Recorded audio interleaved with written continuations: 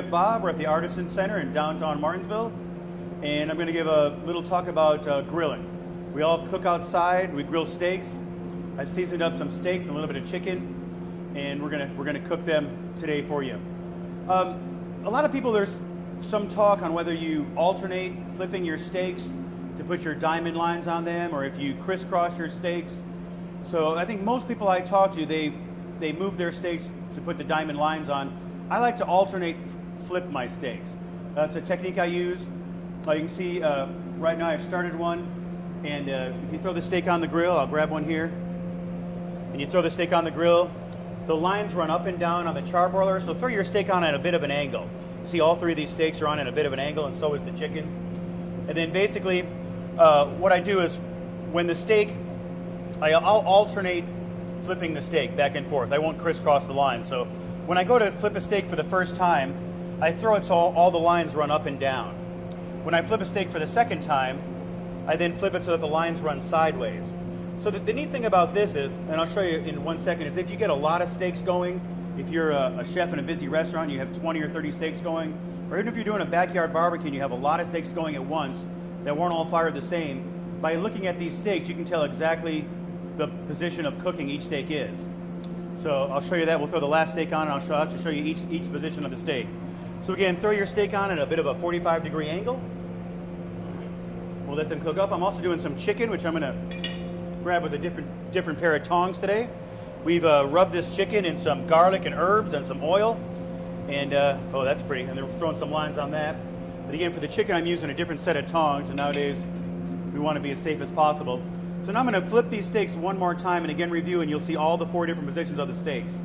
Again, a steak that's thrown on the first time will appear to you as raw. A steak that is turned on, whoops, I didn't get very good lines on that one. But a steak that's been turned the first times will have the lines going up and down.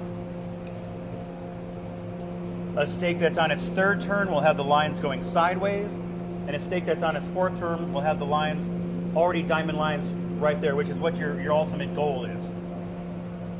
So these are the 4 different positions of the steaks. First on the grill, this is on its first turn. Didn't get really good lines on that one, but the lines are running up and down. The third turn, the lines are running sideways, and if it looks like it's ready to eat, and that one will be shortly, you see all the diamond marks on there. And a lot of people ask me, well, how do you know when the steak's done? I like medium rare, I like medium. How do you know when it's at that? And of course, you can lightly touch the steak, and there's a hand test a lot of chefs will do where in the softer part of your hand, that is the rare or the medium rare, and then you get into the firmer part of your hand right here, that would be medium or medium well. So when you touch the steak, you're looking for the firmness of the steak. As the steak cooks and all the juice runs out of the steak's going to get firmer and firmer. And as the steak has a lot of juice still in it, it's going to be fairly soft to the touch. So this steak here is coming up on medium rare. Now we can catch the other steaks up on their turns. This one here will probably have a better set of lines. It does. So again, the first set of lines run up and down. The third set of lines run sideways. That steak's just for some reason not cooking as good as the other ones. And again, we'll switch tongs for our chicken. And our chicken's cooking. Oh, that looks really nice, that chicken.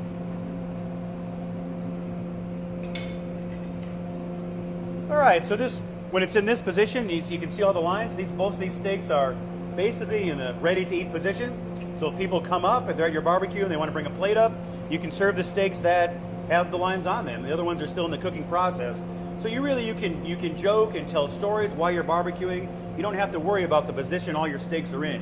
And that's what I really like about this process is when you look on the grill, even if guests arrive, you can feed more steaks on without getting confused as far as which steaks in the process. So this steak, again, in the ready-to-eat position, we'll take it over to the plate. I'm going to give it a quick test. Still feels pretty soft. I'm going to guess that's about a nice medium rare. Let's go ahead and cut into it, see what we got. Take a look at that. Cut right through that. Definitely medium rare. Definition of medium rare is a cool center. Rare, of course, would be a very cold, raw center. I don't think a lot of people eat rare around here. Medium would be slightly pink, and medium well is very, very blood. So this is definitely very little blood on a medium well. This is definitely a medium rare steak, so that looks nice. Cut into that nice and thick and juicy. So there's some lessons on charbroiling that I think might help you. And again, as these other steaks catch up, now they're getting the full sets of lines on them. This one has one more set to go. So you can see as each steak comes off, and then this one's now ready to go. And I think this one we're gonna have a little firmer steak, hopefully a medium. It's a little bit thinner, it's a little bit firmer to the touch. We're gonna cut this one now, and I think I have a nice example of the medium steak, which is probably the most common. And there you go, not so much blood, but just lightly pink, ready to go for a nice medium right there. Thanks for watching How to Cook Like Chef Bob.